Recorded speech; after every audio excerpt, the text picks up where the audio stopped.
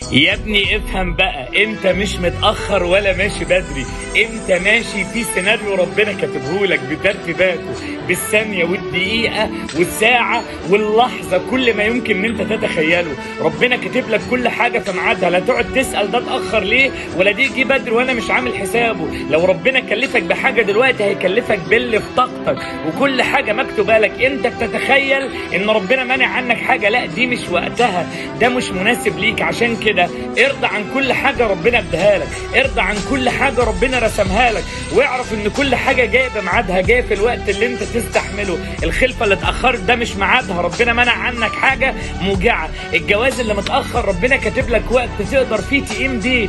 كل حاجة في حياتك كل اللي عليك انك تجتهد وتسعى وتشتغل وتموت نفسك 1000 مرة، وتبقى عارف ان مفيش حاجة ابدا هتبقى ليك وتفوتك. كل حاجة مكتوبة لك جاية لك، كل حاجة ربنا كاتبها لك هتحصل، كل حاجة ربنا بيسوقها لك هي ليها ميعاد، الميعاد الأحسن اللي هتبقى فيه أحسن، واللي صدقني هيبقى أجمل يوم في حياتك. أنت مش متأخر ولا أنت ماشي بدري، أنت ماشي وفق ترتيب إلهي رباني. سبحان الله، ربنا أبدع فيه كل التفاصيل. عشان كده عايز حضرتك في كل لحظة تقول مليار الحمد لله على كل عطية ربنا بيديهاني، واعرف أنت مش متأخر.